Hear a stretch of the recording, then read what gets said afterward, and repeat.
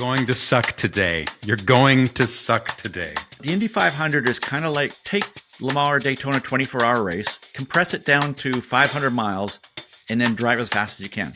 Well, either be a grandma and finish 10th or go like crazy and we'll finish 25th. And I said, you know what the difference in prize money is? And I'm looking it up. It's like 180,000 difference in prize money. He goes, I will drive like a grandma.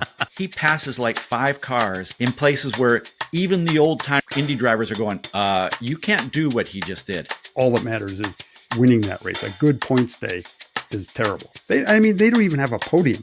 It's just one guy.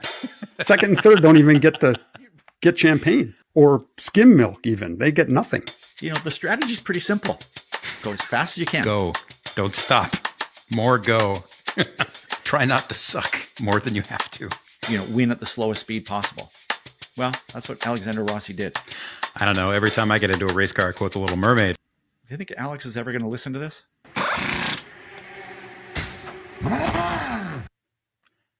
Okay. Welcome. This is a new podcast. You've probably heard that phrase 1,000 times in the last couple of years, but this is something different. Something we call It's Not the Car. I'm Sam Smith.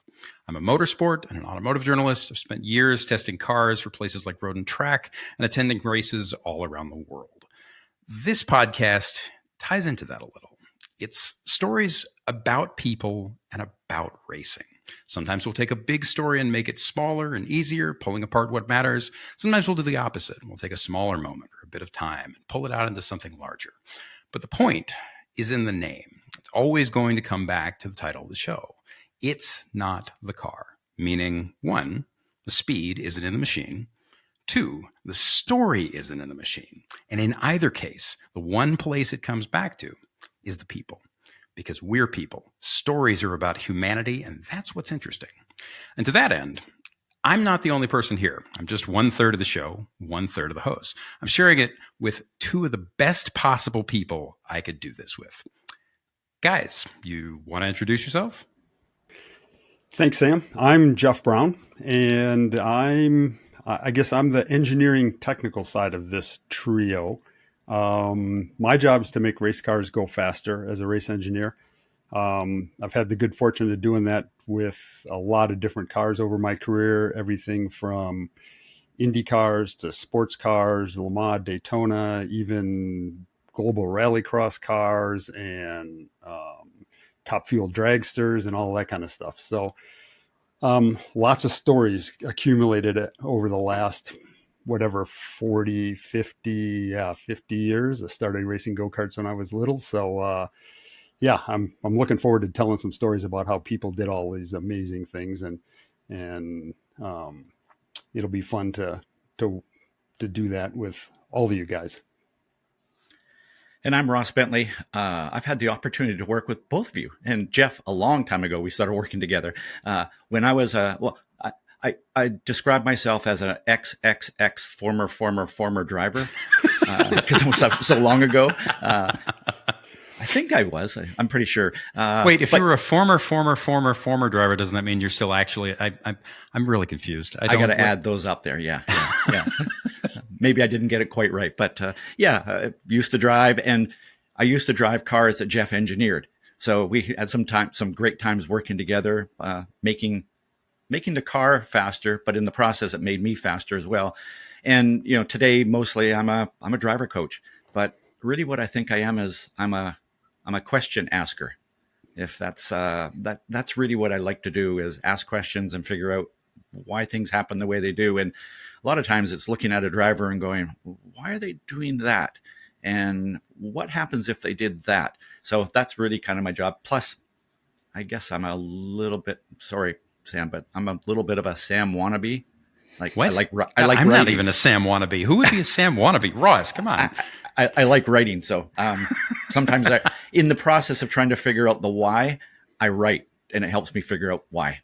But I think that's a really good point, right? So the reason we kicked off this show, and it grew out of conversations. You and I have known each other for several years, and it grew out of conversations we had about the reasons behind why we make the choices we do. And that's one of the reasons I find Jeff so interesting too, because his entire job is pulling apart, both of you, is pulling apart how and why people do what we do in life in race cars and choices, among others, by ourselves.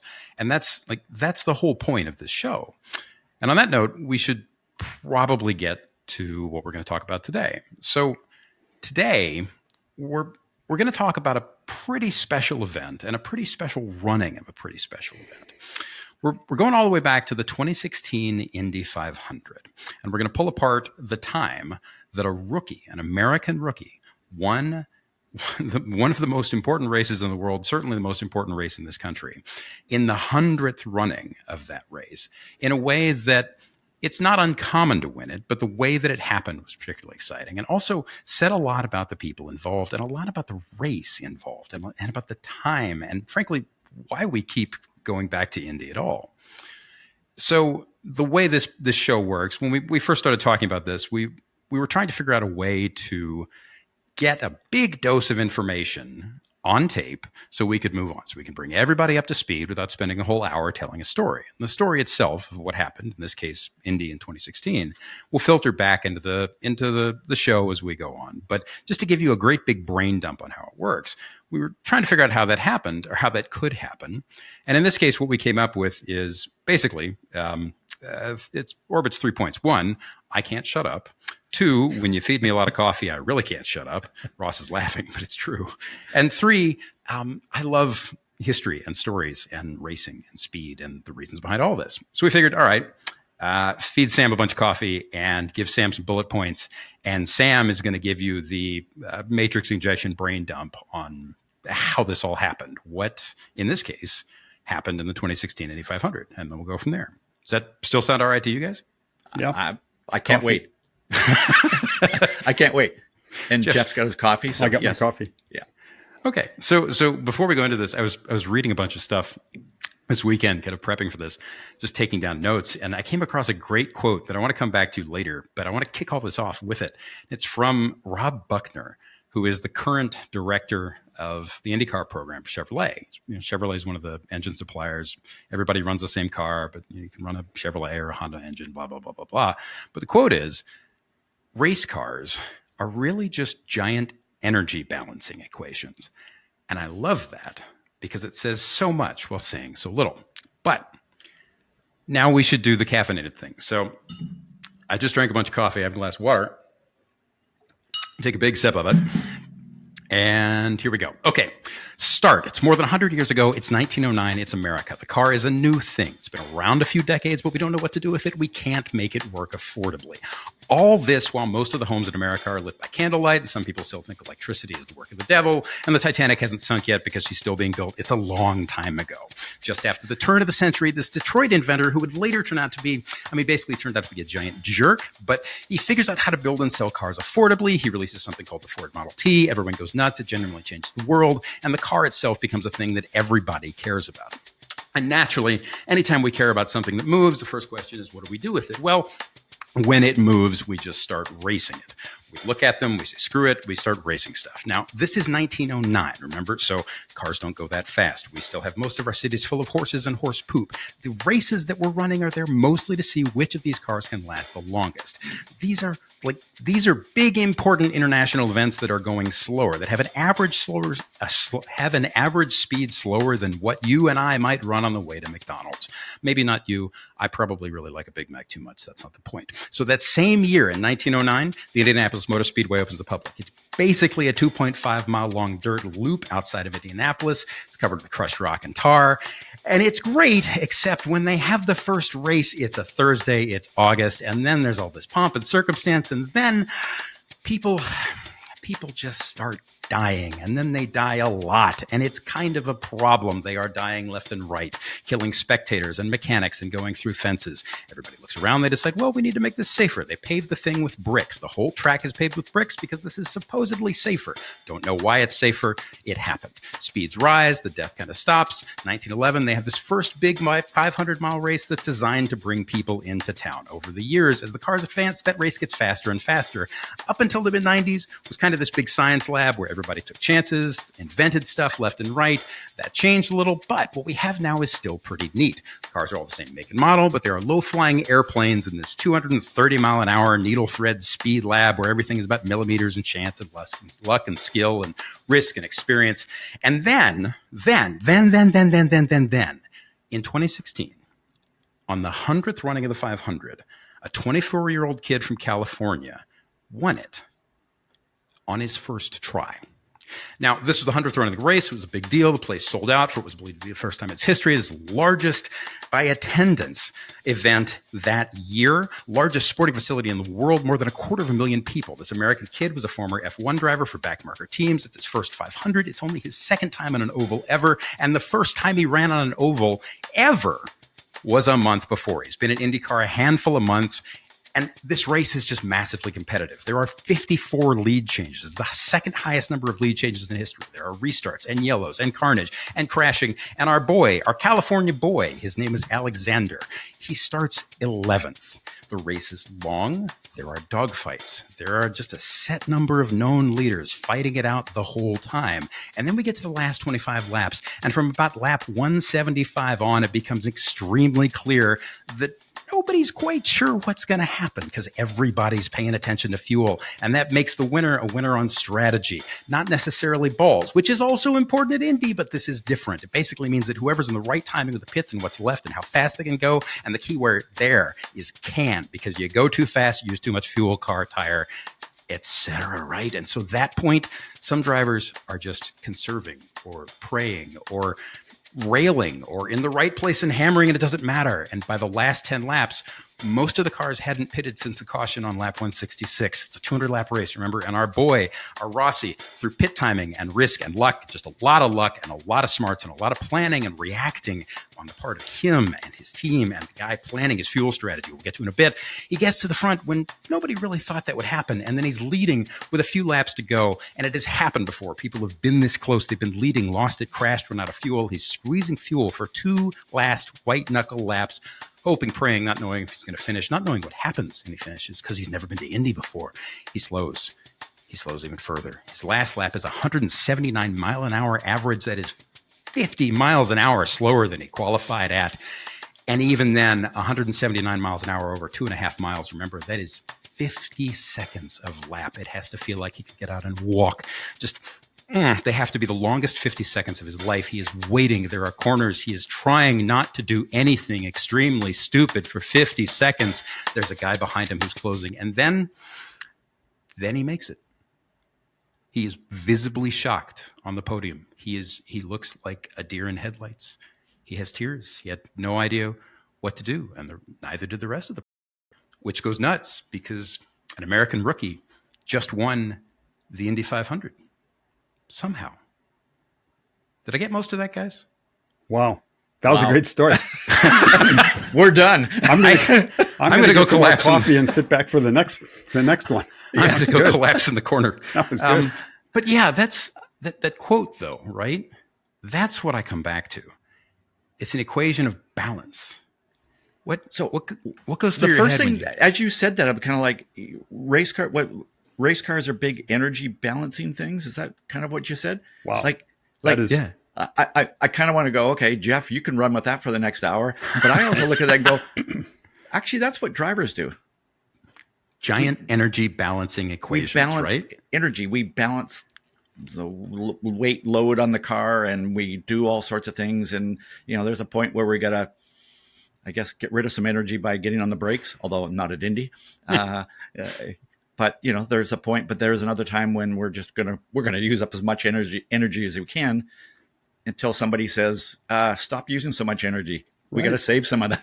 So I think it's a fascinating quote. I love it. That is a good quote. I've always said that making a race car go fast is just a giant thermodynamics problem, right?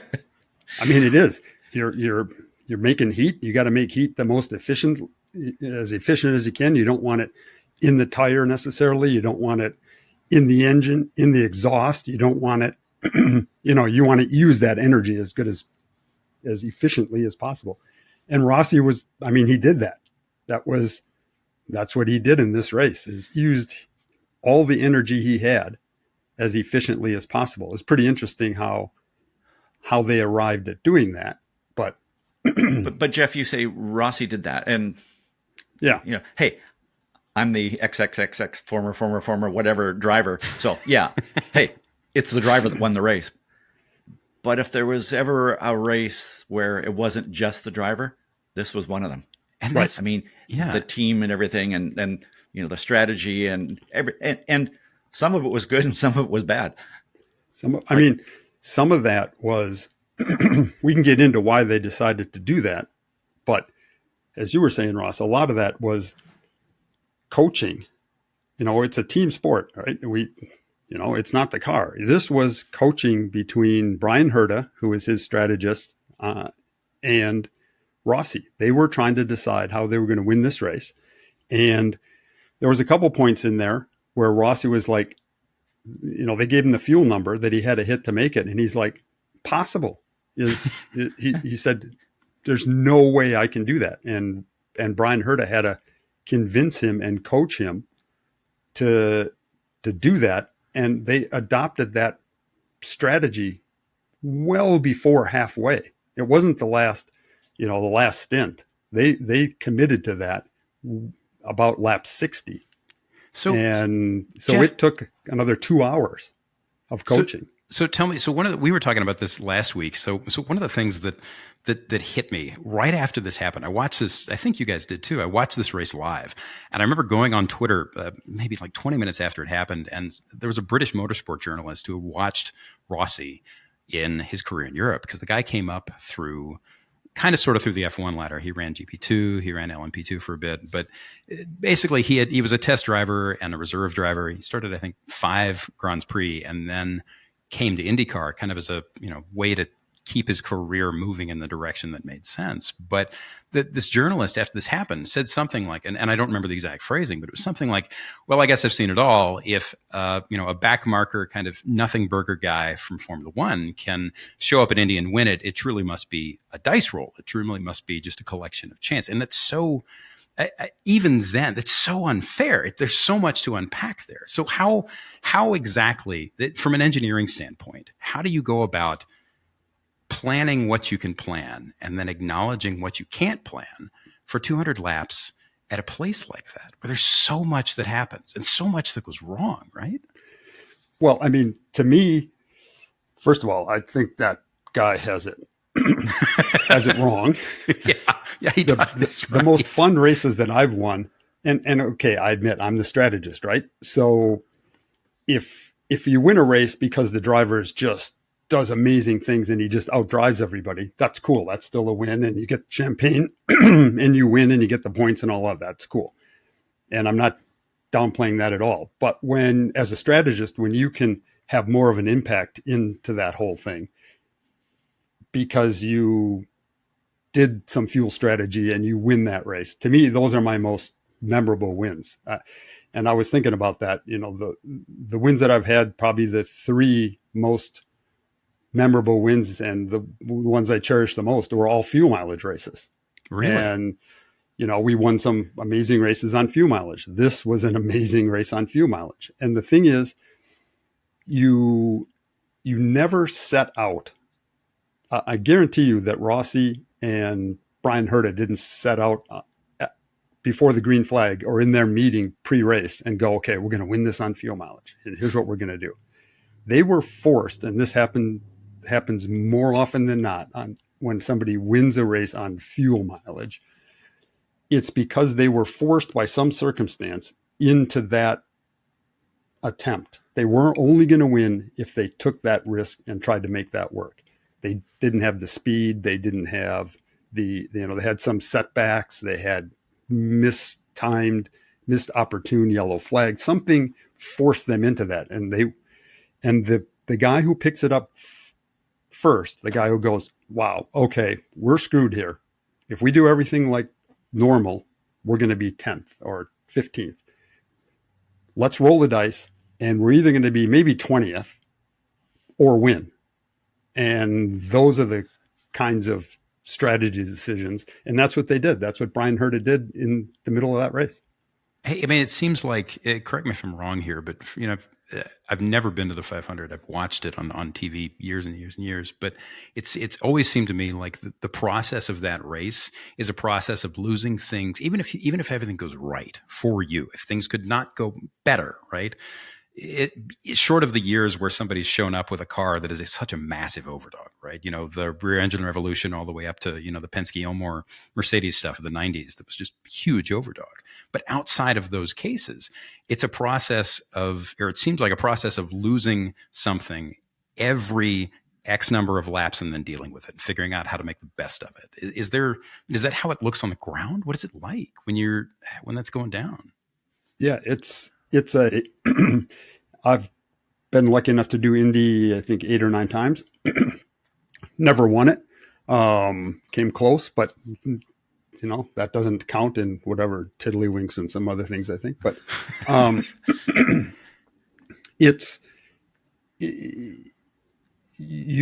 there's so many things that can go wrong. There's so many things that can happen that it's sometimes rolling the dice. Like he said, it's a roll of the dice on who wins it.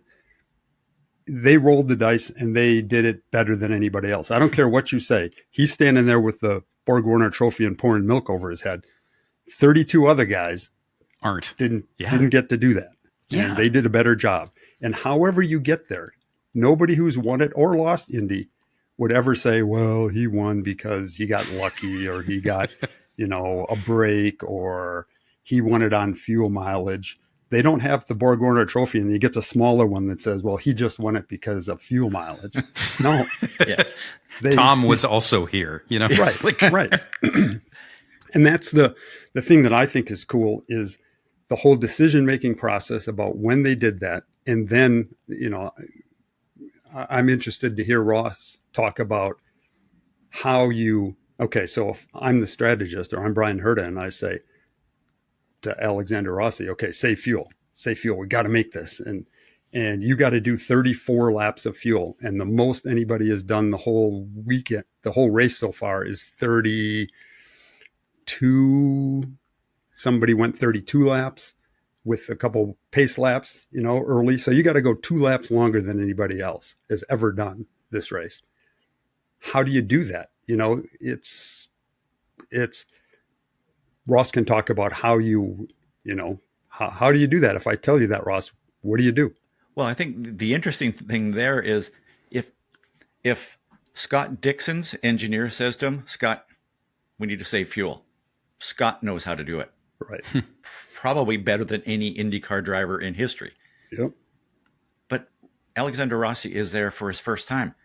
I don't know whether during practice they did a lot of fuel save practice. So there was a little bit of making it up as you go along. And, for this journalist that maybe was kind of taking a little bit of a poke at both Indy and Rossi, right. The fact that there are many, many, many, many drivers, if you put them in that exact same situation, and Brian Herter's on the radio saying you need to do this and this and this, and you need to get to this lap number or fuel number, they wouldn't be able to adapt. And I think one of the things that Rossi did so well was he did adapt and he figured it out. So, to your question, Jeff, is what do you do as a driver? Well, some of it is you just got to try some things, and very quickly you learn that, just a breathe of the throttle saves more fuel than a big snap of the throttle, that kind of thing. And it's just thinking about, okay, what can I put less steering angle in? Place like Indy, and maybe there's a time to kind of let me defend oval racing for a moment. Wait. Okay, let's back up though. I mean, it is worth defending because, frankly, before I knew anything about it, I was younger. You look at it and it looks dull on TV 9 times out of 10. It especially looks dull if you don't know what you're watching, and it especially looks dull if you don't know what you're watching and you don't care about racing to begin with. So most people think it's dull and boring. We don't, but defend it. Go. You have 30 seconds. So first of all, I'll guarantee you it does not look dull the first time you're coming down the front straightaway and there's that turn 1 and it's like, I'm supposed to go in there with my foot flat to the floor? No, not that is not dull. So yeah, some people go, okay, great as a driver, but as a spectator, no. What does a driver do at Indy that is so special. And I think anybody that's ever done any kind of road course stuff or anything like that, they're going to go, yeah, it's just turning left. But the precision it takes is off the charts. I always say that if a road racer, they come to a corner and their line varies by 6 inches. Well, at Indy, if your line varies by 6 inches, you're probably going to end up in Methodist Hospital. For sure. You need to be within 0.6 of an inch. Like it's nuts. It's nuts. Yeah. And you think about that. Well, it's like, what is it? 230 miles an hour. I actually did the math on this earlier. It's like 330 feet a second. Yeah. I can't process that. And even if you've been around the place a bunch, but yeah. I mean, the first time anybody, and by the way, if you ever want an experience that's just, blow your mind, go to the Indy 500 and get yourself into a position where you can be sort of on the front straightaway at some point and just stand there and watch a car go by. And you're like, oh, what did I just see? Right. Like I'm Jeff. I mean, you're in pit lane and cars go by, and yes, over time you kind of, become accustomed to it. But there's a point where you're just going, what just happened? Impossible. Yeah. Impossible. So quick story about think about a rookie, Rossi, doing this. Like you said, Sam, second oval race?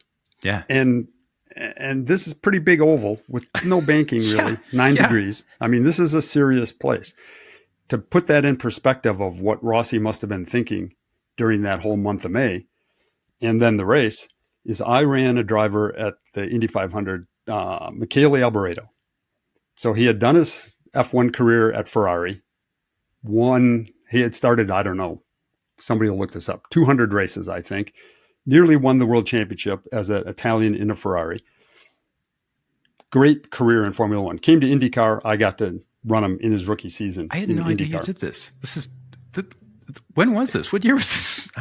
Would have been 96. I love how you just toss this stuff in the conversation. Like, oh yeah, I ran Alboreto at the thing. And what? God, yeah, go on. I think it was 96. It was the first. Jeff, that's cool as hell. Yeah, first year Michele of IRL, was wasn't it? What's that? First year of IRL. First year of IRL, where we ran the Racing League. Yeah. champ cars. Yeah. The I didn't even know he came over, man. Yeah, so I ran him in a Reynard, and I was his engineer, and super cool guy. But what I was going to say, not to get too far off path, but so in Formula One, there's a corner at Imola called Tamburillo, which is a chicane now for reasons a lot of people know about. But anyway, it was a fast left-hander, just like incredible. Bad fast, like spooky fast, like spooky cool. Fast. Yeah. Almost flat in a Formula One car on qualifying tires with 1,000 horsepower. Yeah. It was the scariest corner in Formula One. Everybody's like, ooh, daunting. And Michele was explaining that. And somebody asked him, I was standing there and somebody asked him, so what's it like going around the Indy 500 track? And he says, well, it's daunting, da-da-da. He goes, it's like Tamburillo 4 times in 40 seconds. And that's only one lap. And you got to do that again and again and again. It's the most daunting corner 4 times a lap. Yeah. And so that's what oval racing was like for him. And again, that precision, you've got to nail that. But as you say, there's this massive, there's pressure from 2 different ways. One is if I don't do this fast, why am I here? Right. And then there's it is the Indy 500. It is,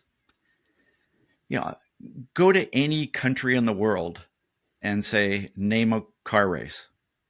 I'm pretty sure the Indy 500 is going to be on that list. I mean, it's like the Coca-Cola, the Mickey Mouse. It's that, right? Exactly. So there's this massive, that whole part of it. And, I guess kind of going back to your question, Jeff, a little bit is, how do I save fuel? When you go through a corner at the Speedway and you just you come out of the corner and you straighten your hands, you open up the wheel, you straighten the steering wheel, just a tiny, I'm sure in the data, maybe you can barely see it, but you just open it up and you can feel the car go from 229.15 miles an hour to 229.16 miles an hour. And Yep.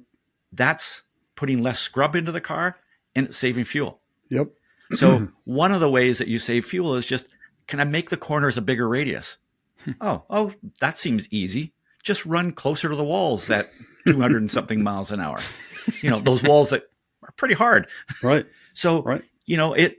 it's not easy. It's unbelievably difficult. And the fact that he was adapting to that, and yes, he's got Brian Herta on the box on the radio to him, and Brian is very experienced, but Brian wasn't driving the car. Right. He was telling him, he was kind of giving him the target, I didn't listen to the radio. It would have been nice, but I'm pretty sure Brian wasn't saying, okay, just be a little smoother with the throttle and, open up your hands and let the car run freer coming out of the corners. I don't think he was giving him that kind of coaching.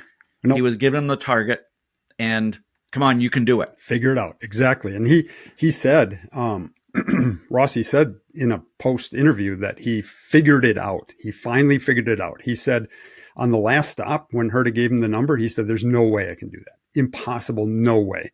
And then Hunter Ray was his teammate. He was a lap down, maybe two, but he was a lap down. And they used him, or Rossi used him to draft. And Hunter Ray acknowledged that he was trying to help his teammate out. Ryan wasn't going to win the race.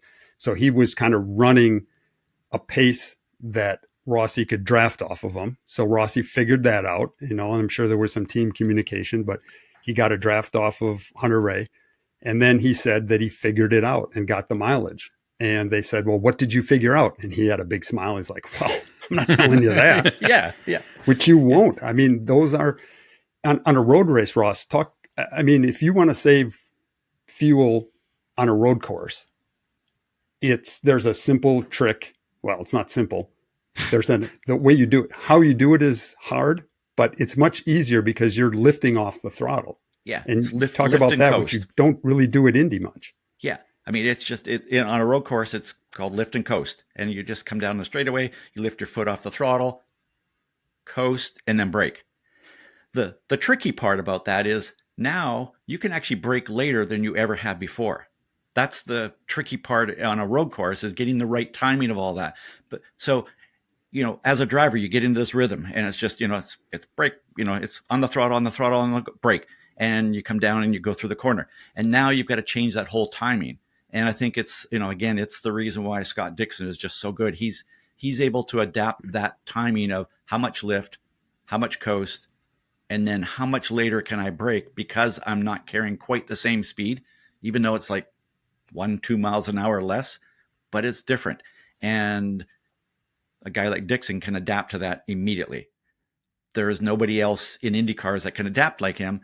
But Rossi was doing this on an oval with just a breathe of the throttle. How you come out of the throttle is as important as how you get back into the throttle, and then matching that with the opening your hands and letting the car run free. That's probably the key phrase. And if you could ask him now, and he would actually tell you, to kind of like, just let the car run free, let it go where it wanted to go, and that's just before the wall. Yeah, and that's the thing about I've like I said before, I won some races on few mileage. I didn't, but we did. And looking at some of the data from Colin when he's won those races, and you look at him when he's saving fuel, and his min speed in the middle of the corner, saving massive amounts of fuel, will be as fast, sometimes faster, than when he's going flat out. He'll lift way early, coast into the corner, but the minimum corner speed and the load and the G's, if you just looked at that part of the data, you couldn't tell that he's saving fuel. Is fuel saving different across, I'm assuming the principles and the techniques are the same, but is it drastically different across tire and aero package and how the car works and strengths and weaknesses, or is it all kind of the same basic knobs and dials? I'm going to say, well, and Jeff's kind of going, I'm going to say as a driver, yes, it is. But there's subtle things, and the part of it, and the part that I find fascinating about Rossi winning this race is, Jeff, you say, he said, I figured it out, but he also said, I can't do it. And this is the interesting thing about race drivers is there is a moment in there where a lot of times it's like, I can't do it. I can't beat him. I can't, I can't go any faster. But then they turn it around. Okay, this is a challenge. How am I going to do this? And I think that's what makes the best the best. How many times have we heard Lewis Hamilton on the radio saying, man, guys, these tires are not going to last. And then he does like 20 laps longer than everybody else and beats them. Like he turns it around into this massive challenge. Is like, I'm going to figure it out. And I think that's really cool. Yeah. And that's the allure of the Indy 500, right? I don't know that Brian Hurta told him this, but when he said, I can't do it, there's no way, if I was a strategist, I'd say, all right, well, then you're going to finish 20th. Fine. Drivers don't react well to that. Today. Right. You're going to suck today. We'll just finish 20th. I had a driver at Indy, Fermin Velez, who we were in a similar situation. We weren't going to win, but if we saved fuel, we could have got a top 10. Yeah, the top 10. Otherwise, we were going to have to make an extra pit stop and we were going to be 25th. And I told him that on the radio. He's like, I don't like driving slow. This is terrible. I'm going too slow. I'm like an old lady, like a grandma out here. And I'm like, well, either be a grandma and finish 10th or go like crazy and we'll finish 25th. And I said, you know what the difference in prize money is? And I'm looking it up. It's like 180,000 difference in prize money. He goes, I will drive like a grandma. So motivation, inspiration. Yeah. Right. Okay. So back up, just so context with this, because I've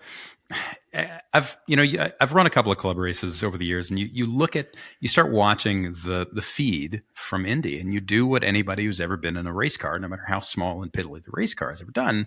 And when the driver's eye cam comes on, you start watching it and you start looking at it. And I remember several years ago, whenever it was, when they opened up the app, the Verizon app or whatever it was, so you could just pick a driver and just watch from their helmet, like people have been able to do with F1 on pay-per-view for decades. But you pick a driver and you just watch the whole race from their helmet. You don't get the feed, you don't get the broadcast, you just get them. And I remember the first time I did that, I was making drinks. It was obviously Sunday. I was making drinks in my kitchen, and I set it up on my laptop and just had it in the background. And at one point, my eye caught it, and it was Montoya or somebody just going around and around and around. And I watched it for a lap or two. And I thought, okay, I'm going to watch this and see how long it takes me to get exhausted. I put the drink down and it's going to stare it into the monitor.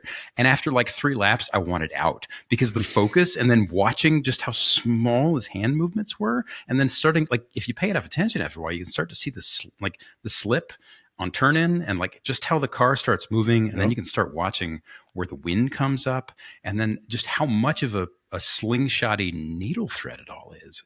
And I mean, Ross, like, so you've actually driven at Indy, and as you said, it was a long time ago because you're a former Thanks for reminding person. Me. Yeah, you didn't have a riding. Yeah, did you have a riding mechanic? Oh no. yeah.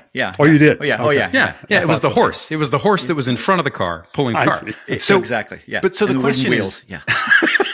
So the question is, right? So like at the end of the race, when everybody's almost out of tire, cars are light because they're light on fuel, like the weather's changed, the end of the day, wind might be kicking up. What is it like when any of that stuff is happening and the cars are, things get sketchy and dicey and weird and you're exhausted, and how does it even feel? And I say you got to save fuel. Yeah, and somebody says don't drive fast. Yeah. Concentrate in a different way, right? But don't let them pass you. Drive fast, don't let anybody pass you, but save fuel. Right. That's the thing. I mean, if somebody just said drive slow, okay, anybody can drive slow, right? But drive fast.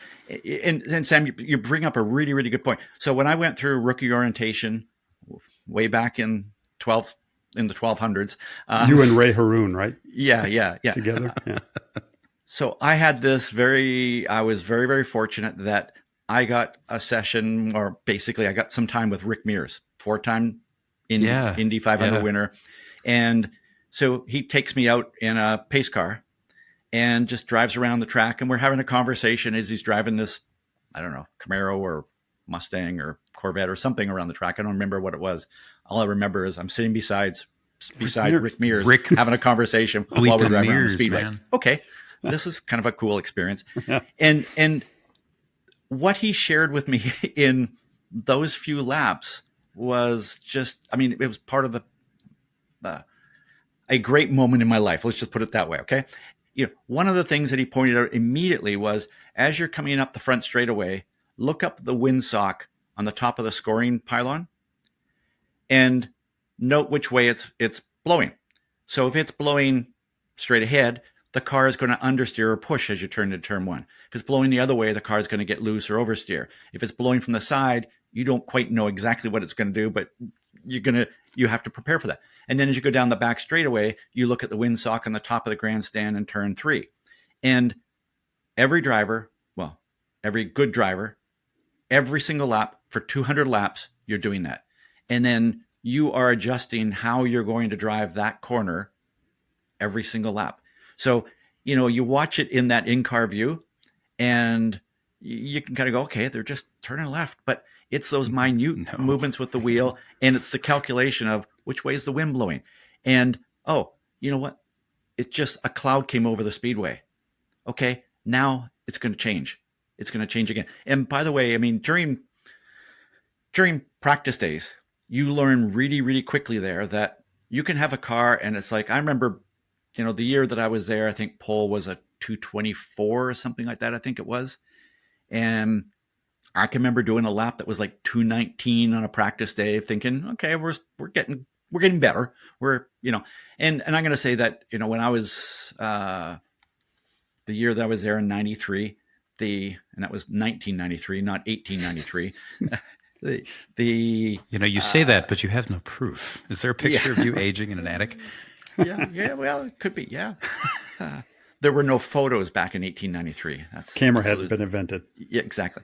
So I think from pole to 33rd was maybe 8 miles an hour difference. 8? I forget what. 8? Holy, something like that. Really? Wow. I think, in the past couple of years, it's been like 4. Tenths. Yeah. We have spec cars now. Miles per hour. Yes. Yeah. So there was more variation in the car. Anyways, so I'm doing 219, thinking, okay, we're getting there. We're trying different things. We're playing with the setup, all this kind of stuff. And then in the afternoon, I can remember doing 214, coming out of turn 2 and going, like, I am using all the track. I'm coming out of turn 4 and like my foot's going down and I'm trying to unwind the wheel. And it's just like, give me another half a mile an hour here. Like, you're just like everything you can do. You're trying to try just, slightly different line. And again, that line is not varying by 6 inches, but it's by an inch or 2, right? And you're trying everything and you come into the pits and the guys look at the side of the right side of the car and go, white walled it. So I've come out of turn 2 and my tires are brushing against the wall and they've now got like white walls on the tires. Paint. Yeah. And you're thinking, what just happened? Nobody touched the car. It felt at 219, it was almost like I could drive it with one hand. And now I'm like hanging on for dear life thinking I'm going to die any moment here. And that's the difference of just temperature, cloud cover, slight differences. And Jeff, I don't know, the magic of all that kind of stuff, but like how much, I don't know if I'll put you on the spot here, but if the temperature drops at Indy by 2 degrees, how much of an impact does that have on aerodynamic downforce? I'd have to go back through my numbers, but it has an impact because I can tell you when I was doing it, and they're much more sophisticated on this now, the weather was a big component of how we would set the car up. We would actually pick different air density situations to practice in. God. So we would go, okay, this afternoon, we'd have our weather measurements. I brought a lot of that from my drag racing stuff, which is the weather is really important. The water grains, the air density, the barometric pressure, the density, altitude, all of that. For drag racing, I brought a bunch of that to the IndyCar stuff. And now they're way past that. But a difference in air density changes the downforce of the car. If the air's thinner, the way to think of it is if the air's thinner, you're going to make less downforce. You're going to have less drag. So the driver's going to feel the car as not as much grip because it's not being forced down to the ground as much because he doesn't have as much downforce.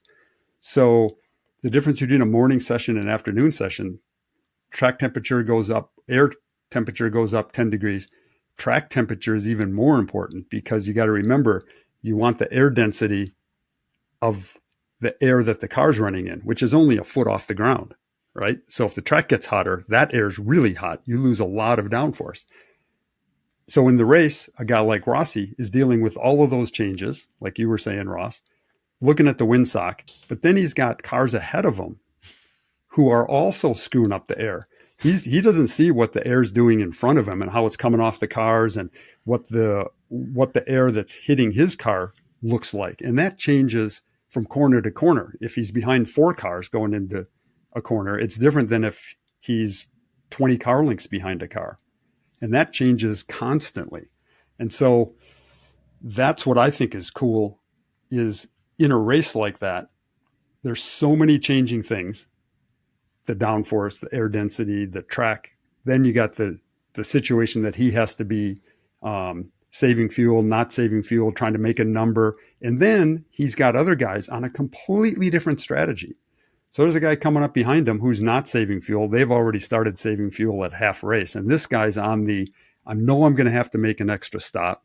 So my goal is to get as far out front as I can. I'm going like crazy. And then what do? Do you kind of try to hold that guy off? Do you let him go easy? Do you make it a little hard for him? And if you make it a little hard for him, do you burn a little too much fuel to do that? And that's going to put you off your deal? Or do you let him go easily, but then maybe he pulls out a big lead and he can make that extra stop and still beat you? There's a lot going on. So I believe, and I've written a piece about this in the I think, Sam, something I wrote when you were helping with Road and Track, and you probably edited the piece. Given your age, it was probably a fountain pen, and it was candlelight. So, and you know what? That's it. This is the last show I ever do. Okay, Ross is out. Look, Ross, you're going to die soon, and we just want to get the best out of you before that happens. Yeah, exactly. Yeah. But I think that a driver is they're a mathematician. They're a statistician. Like, you have to do real-time statistics. You have to be an aerodynamicist. I've read about Adrian Newey, the designer of the Red Bull cars, that he can look at a car and he can visualize how the air flows over it. I think the best drivers at Indy do the same thing. It's almost, Jeff, you were talking about like that car in front or the car behind, like you're visualizing how the air is flowing over that car and how that's impacting me. And, and then I forget what statistician, scientist, all this kind of stuff. But in the end, you're also a gambler. Yeah. And the best race drivers know this is worth a little risk and this isn't, because, and I going back to the defending of oval racing to this journalist that made that comment after the race, I forget what year it was, but it was like a couple of years after, within 2 or 3 years after Rossi winning the race in 2016, there is a clip of him towards the end of the race where after a restart, he passes like 5 cars in places where even the old timer Indy drivers are going, you can't do what he just did. And he is like on the inside, on the outside, and up against the wall. And you're just like, you're watching it from his in-car. And like, you're like, I'm crunching up going, you can't do that. Watch out. You're going to die. And he does it. So there's a guy that knows when to take a gamble and when not to. And I think that's one of the fascinating things about this race is they knew what they were doing, but they also knew that, it might not work. And I think I agree with you, Ross, that it's knowing when to take a gamble and when not. Every race that I start as a strategist, there's some risk tolerance level that I kind of, and it's a moving thing. It's like a driver, right? Risk tolerance. Okay, here's a corner I'm about to approach. What's my risk tolerance? Is this the install lap on the first practice of the weekend? There's a different risk tolerance for this corner than if I'm in second place on the last lap to win the 24 Hours of Daytona. It's the same corner, it's the same car, it's the same tires, but your risk tolerance changes. For a strategist, it changes also, and it changes during the race, but it certainly also globally changes from race to race. When you enter the Indy 500, I guarantee you every strategist risk tolerance, they're willing to take much more risk in that race on a strategic standpoint than any other race. I'm pretty sure every driver would say, I'd rather win the Indy. If I could only win one, I'd rather win the Indy 500 than the championship. So Yeah. you're not thinking about points when you enter Indy. Oh, I got to get a good points day. No, nobody cares about a points day at Indy. Yeah. So your risk tolerance as a strategist goes way up. Brian Herta, it's win or not. And that's what makes Indy as a race so cool, because everybody is gambling, from the drivers to the strategists, because all that matters is winning that race. A good points day is terrible. They don't even have a podium. It's just one guy. Yeah. Second and third don't even get champagne or skim milk even. They get nothing. And Sam, you touched on doing club races. Yeah. One of the things that I find really fascinating about Indy is, you go into a 30-minute SCCA race, the strategy is pretty simple. Go as fast as you can. Go. Don't Go. stop. Yes, More go. And yes, exactly. Try not to suck more than you have to. Daytona or Le Mans 24-hour races, obviously they're endurance races, and strategy plays a bigger role in all of that kind of stuff. But the Indy 500 is kind of like, take Le Mans or Daytona 24-hour race, compress it down to 500 miles, and then drive as fast as you can, is kind of the strategy. Yep. Short of Jeff coming along and going, yeah, but if we did this, or Brian Herta saying, if we did. So it's sort of like I think of the strategy for the Indy 500 is kind of like, and by the way, the adaptation that the driver needs to do. Like in a 24-hour race, you are the amount as a driver that you adapt is massive.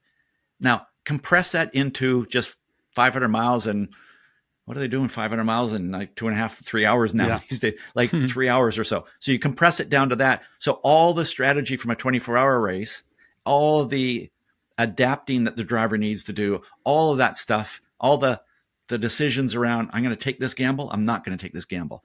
All of that stuff you've just compressed into 500 miles. So it's this really strange combination of 24-hour race and a 30-minute sprint race. Yep.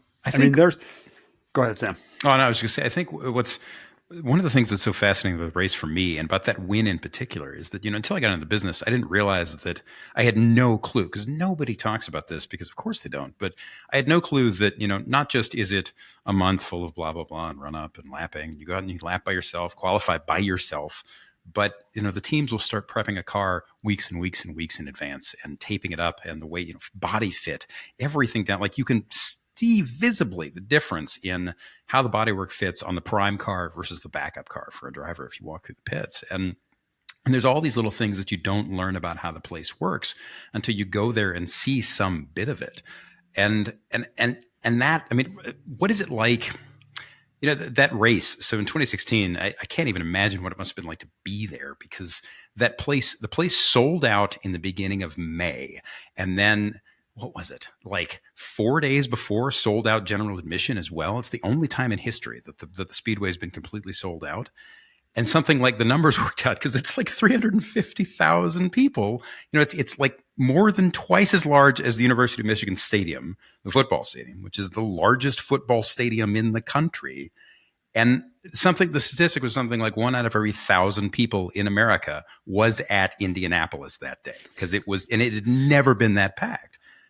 Does it get weird when you're there in that just teeming mass of humanity, like on the wall, in the car, whatever it is? Either one of you. How does it work? Weird. Yes. I'll go back to my Michele Alboreto thing again, right? Okay, so here's a guy, the Tifosi and Monza, and you pick it. He's been in some big time events, Monaco, Ferrari driver, big crowds in Formula One. He's seen it all over his 15 years of Formula One racing. Comes to Indy, we practice like you do. Race morning, you walk out from gasoline alley, which are the garages, and you walk under this big archway that is in the middle of the pit lane, basically, and you walk out onto the pit lane. And you can't really see any of all of these 300 and whatever thousand people, really, because you're in the garage area, right? And so me and him are walking out to go to the car. Yep, an hour. You got to do driver introductions and all that. And me and him are walking out talking about whatever, probably some race strategy stuff or what we expect to happen. And we walk out through gasoline alley, and we pop out to the pit straight. And he stops and he looks into turn 1 and he looks at the grandstands into turn 4 and he goes, holy smokes. Looking at all the people just packed, and he goes, this is a really big deal.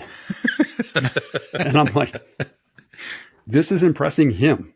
This guy's hard to impress with what he's seen. Grandstands with the roofs and how just all those people underneath it. And Ross, is it weird in the car? It's got to be, right?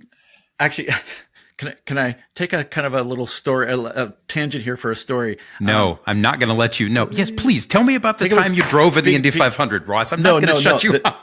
This is not me. This is I'm at a race last year with Bill Riley. Okay.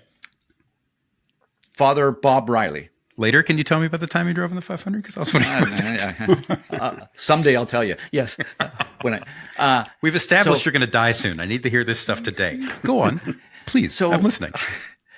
Bill Riley's father, Bill Riley, who runs Riley Motorsports, and wins everything he does. And Jeff, I think probably your strongest, best, most interesting and fun competitor. Exactly. But his father Bob was the designer of all the Riley cars and designed he designed AJ Foyt's Coyote cars in the, I guess that would have been 70s, maybe into the 80s, somewhere in there. Well, so your Rick Mears story about getting to ride around with Rick Mears.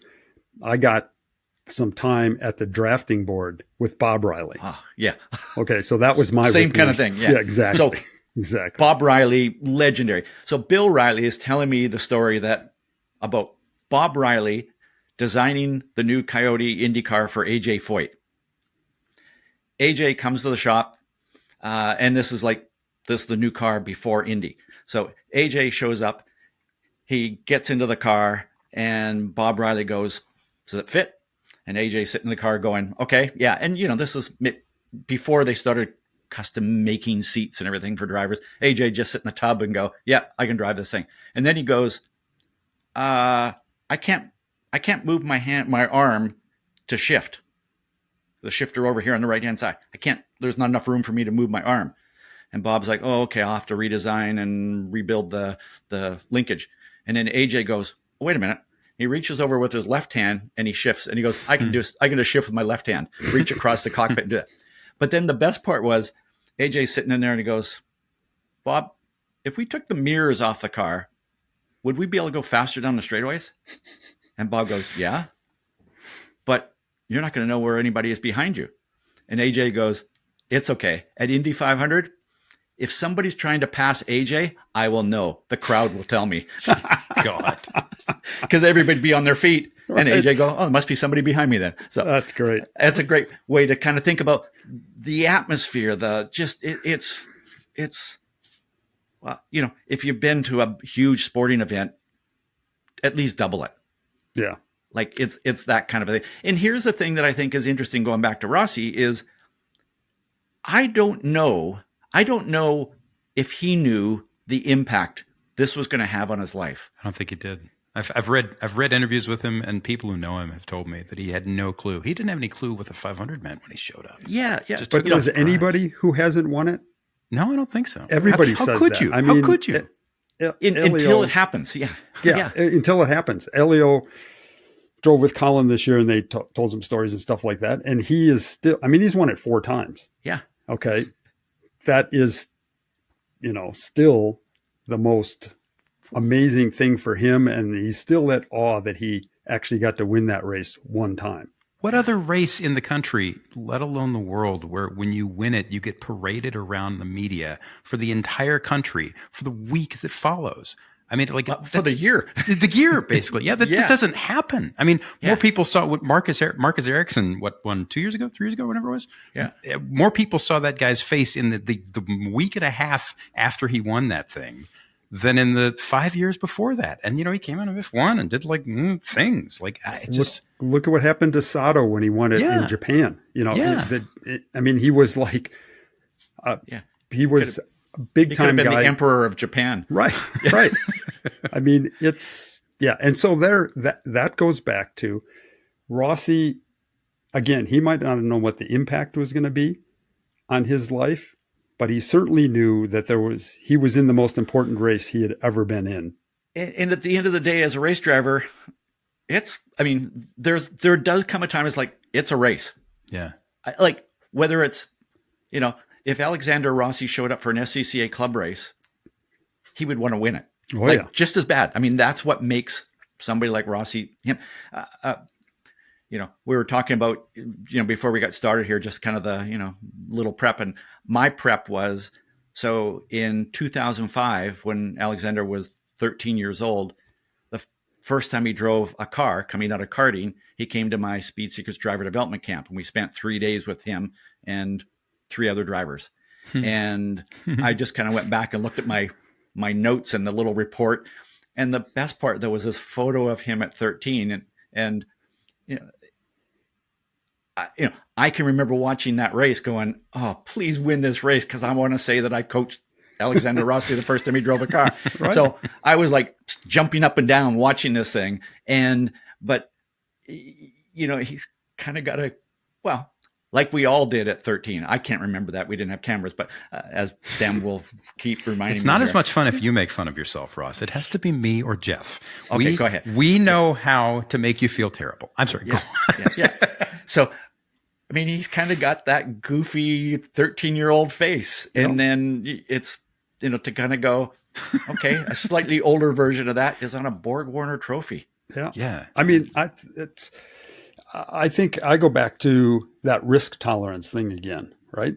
We just talked about how important and how impactful in your life it is. And I think you don't understand it until you win it, but you do understand that this is the most important race you're going to run. Rossi knew that. Brian Herta knew that. Brian Herta knew that I'm sure he didn't care if he won any other races that year. If he won the Indy 500, done and dusted, the year's been made. Career maybe been made for a driver who wins it. That sustains your career for the next 5 years for sure. You're going to be paid to drive Indy cars for a long time. You win the Indy 500. So here they are. They have a bad fuel stop because they had some refueling issues on stop 1, and he goes to the back. They think they fix it. He does another stop on about lap 60, Rossi does, and it's not fixed. And they go to the back again. Now they really fix it, but they're essentially 30th or whatever. Indy is a track position race. You're not going to drive through 32 of the best oval racers with the best cars and the best strategists and the best engineers in the world. You're not just going to Rarely are you just going to drive past all those guys and take the lead and win the race. AJ Foyt maybe, but nowadays with spec cars and engines and performance balancing, not going to happen. You're not going to be that much better than the next guy. So they had to figure out they could work their way up, and maybe they were a 10th place car, or they could roll the dice. And I would guarantee you that there wasn't even a one hesitant. Brian Herta didn't go, oh, what should we do? It was just, you're rolling the dice. Every decision, you're rolling the dice. Driver, engineer, strategist. And so they were like, okay, we got to figure out how to do this. And it became very obvious before halfway, they had to make one less pit stop than everybody else. That was the only way they were going to win it. One less pit stop. Well, how do you do that? Well, you just have to make it to the end, make enough fuel mileage where you just don't have to make that extra pit stop. You know, people who watch modern Formula One see that strategy played out. Is it a 2-stopper or a 3-stopper? Well, at Indy, they were trying to do one less stop, which would get them the track position. And you can do that. The yellow comes out, everybody pits. You can not pit. Now you're leading, or you're at the front, right? Because you didn't pit, everybody else did. But eventually you got to pay the piper, and you're going to have to stop. What they did is position it right where they didn't stop, everybody else did. That got them the track position at the front. Now they had to go again longer than everybody else and to win it, they had to stay there and then make that last stop longer than everybody else, or that last stint longer than everybody else. So that whole thing, their gamble started lap 70, 80. Out of 200. Yeah. And they were forced into it because of the fueling issue. They had to get track position somehow. And that's the way they did it early. And then you throw into the mix the variable that you can't control. What if there's a yellow flag? Exactly. And you could gamble, and you're in like perfect position. And then a yellow comes out and it kind of neutralizes everything and everybody's on the exact same strategy. With 8 laps to go, I'm just looking at my notes. With 8 laps to go, most people who knew they were going to have to stop again stopped, which was confusing to me because if they would have got a yellow, they probably could have made it. So normally the strategy there is to stay out. If you can make it on a yellow, you pit on the last lap, like the white flag lap you pit on, right? Because you wait hoping for that yellow. A lot of them didn't, which put Rossi in second place because a lot of those guys pitted. With 5 to go, he was second. With 4 to go is when he took the lead. And, he was running 2:14s back, with 4 or 5 laps to go. When the guys chasing him were running 2:21 laps. I mean, and then Herta just kept on telling him, clutch and coast. So he was going down the straightaways, putting in the clutch and coasting through the corners, and then letting the clutch out and driving down the straightaway.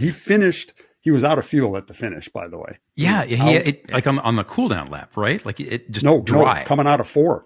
Really? He crossed the line, and I looked this up. Brian Herta even said it. He crossed the start-finish line to take the checkered at 133.7 miles an hour out of gas. 100 miles an hour slower than he qualified almost. Okay, so right. Think about that, right? So like this is what gets me. And at the end of the day, like all of this, like we just spent a bunch of time talking about the logistics. We spent a bunch of time talking about what it is to be in the car on the limit for that long, what it is to be in those people, what it is to be in the single most important race of your life, definitely of that year, definitely of the last month, right? And yet all of that, all of that together in the same ball, in the same place, at the same time, is somehow more than the sum of the parts, right? And in reality, you have this group of people, all these things on the line, 7 figures of worth of money to get you there, months and months of prep, sponsor deals that literally start, and planning that starts the day after last year's race. All that adds up. And then in the middle, it's all funneled through one dude in the car and a handful of people on the wall, and a bunch of decisions and a bunch of gambles in front of hundreds of thousands of people and millions of people on television. And you're just a bag of chunky marinara strapped into the thing, driving around at the limit of whatever you got in your brain and whatever's in the tire and whatever's in the car, and also how much fuel you can use, all that stuff coming together. And then you can lose it in the last corner. You can lose it, tenths before you cross the finish. Like, there's so many things that go wrong. Could all just blow up at the last minute. It's nuts. Well, and I went wrong for 32 others. Yeah. Right? Yeah. And always does, every time. Does anybody remember who finished second through 33rd? No. And that's what's kind of cool about it from a strategy standpoint. Because if you get it wrong, I mean, you want to get it right. If you win, you're a hero. Brian Herta, everybody knows about that. You get it wrong at Indy, and it's like, as long as you went for it, nobody's going to be mad at you. It's if Herta would have decided, okay, well, darn it. We're going to pit with everybody, and we finished 10th, and that was a good solid day. Nobody would be happy with a 10th there.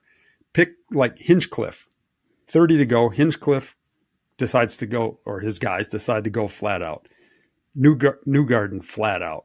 They're 3 to 4 laps short, they say. Their engineers, their strategists are telling them you're 3 to 4 laps short. Go as hard as you can. So they committed to that. So they were going for it. A yellow would have come out. If a yellow would have come out, they likely would have won, and we would be having a different topic today. We wouldn't be talking about how Rossi won it. We'd be talking about how Hinchcliffe took the gamble and they stayed out and they won it on speed, and that was amazing. but at least they went for it. But that's amazing, because in no way does it take away from what Herta and Rossi achieved, right? No way, like there is no bad way to win that race, just as a win is a win anywhere else. I mean, and the idea too that, you mentioned Hinchcliffe, who famously had a pretty massive accident. He ended up with a push rod through his, I think it was femoral artery. They had to be cut out of the car several years ago. But the fact that you're still in an environment where, one of the last racing environments where things can and do go drastically wrong in a way that can really, really hurt you and end a career. And that doesn't mean it's a positive, just that it's a piece of the puzzle. So much of everything we've been kind of orbiting here. You mentioned Ross, you mentioned Mears, Rick, a while back. And I've interviewed him a couple of times. And at one point, the dude is just the absolute coolest cucumber I've ever met. But he was a guy I've ever met. Yeah, in racing. Yeah, Californian as hell in the best classy, calm, chill, cool way. It's fine, man. We were in the paddock, and he was wearing sunglasses on a cloudy day and a hat. And I was like, I'm not cool enough to talk to you, but I'm gonna ask you some questions. And he said something along the lines that kind of echoed what we hit earlier, the idea that none of this makes any sense until you see it and you kind of process everything that's coming through it. He said, everybody. I said, do people who've never been here, have a lot of success, come here and just, kind of look at it and go, screw it, it's left turns, who cares, it's an oval, whatever. He said, some of them do. And, then they usually, you feel that way till you hang it in the fence and then you think differently about it. And he said, the really smart guys, the guys who show up and who don't make a mistake because they're smart and patient with it, and being patient and thoughtful at the same time. And he said, sometimes you get unlucky. And the fact that there's so much on that fulcrum, right? It's insane. It's so cool. So Sam, and I want to keep going back to this, the tweet or whatever it is after the race. Yeah. But, driving a race car at the limit, any top driver will tell you it is easier to do that than to drive something less than the limit. Yeah. And, a great example of that is, I can't remember the year, but Ayrton Senna leading the Monaco Grand Prix, and I don't know when that was, like 91 or something like that. Yeah. And he's got this like 50-second lead over second place. And the crew's like, slow down, slow down, slow down, slow down. He slows down and he crashes the car. Yeah. Walks back and, like Senna couldn't drive. I don't think Senna could have done what Rossi did. And maybe that puts it into perspective what Rossi actually did.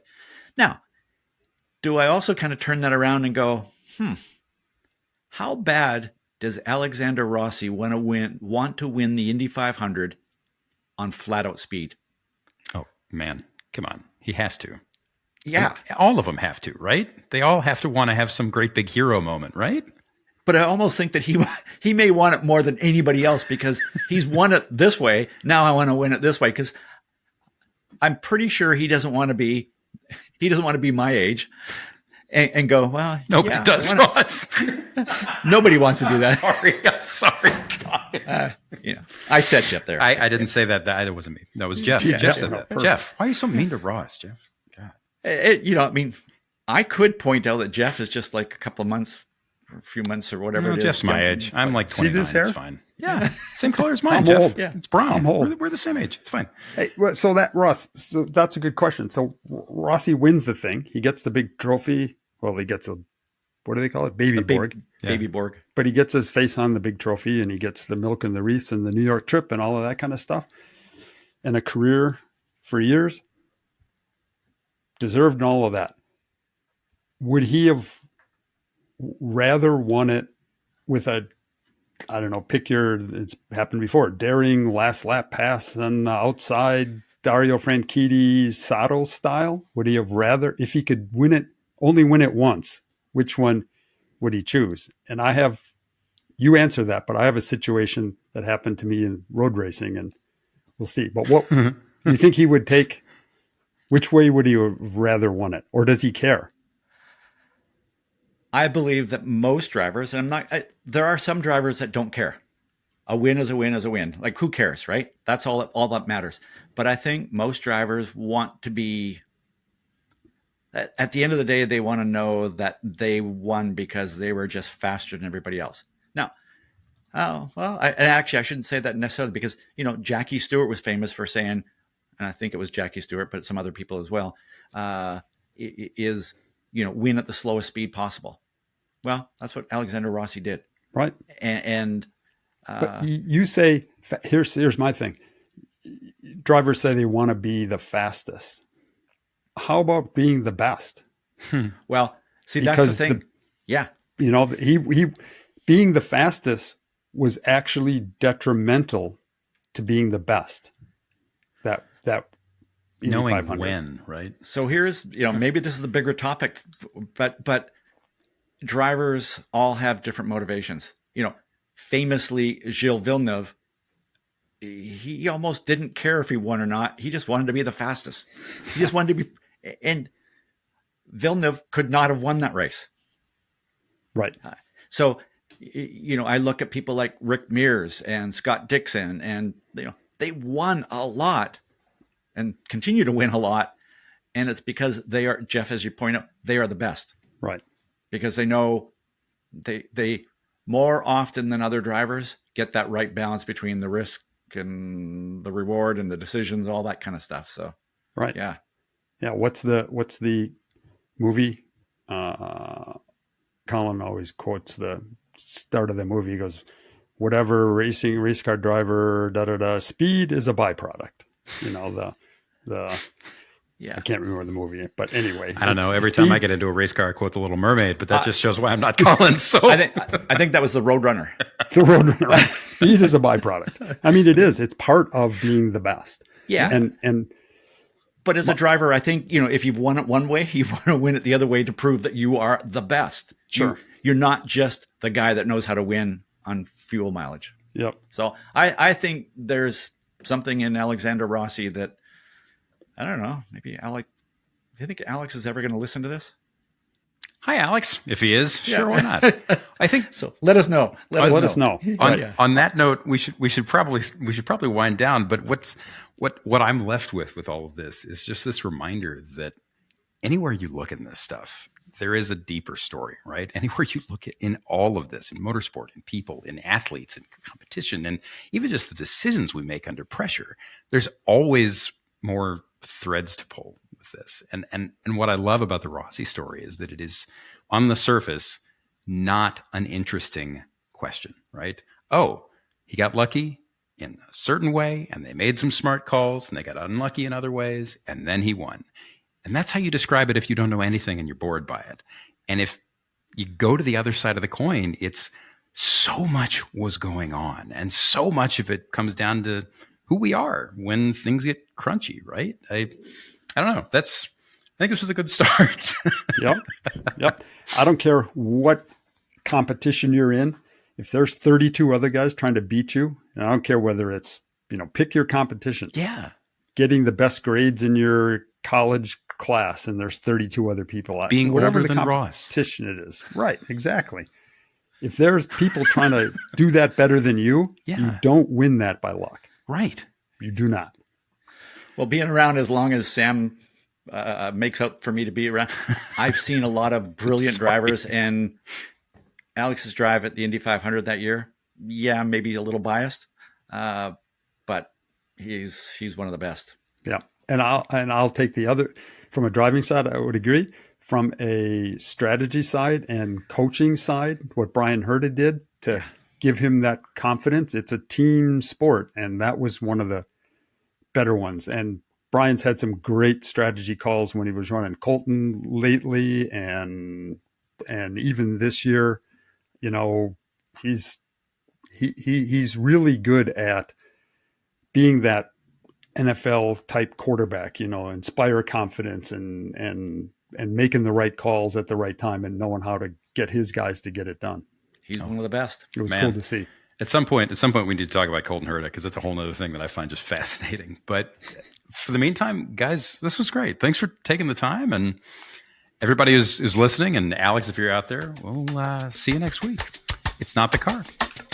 Have fun. Have fun. Thanks.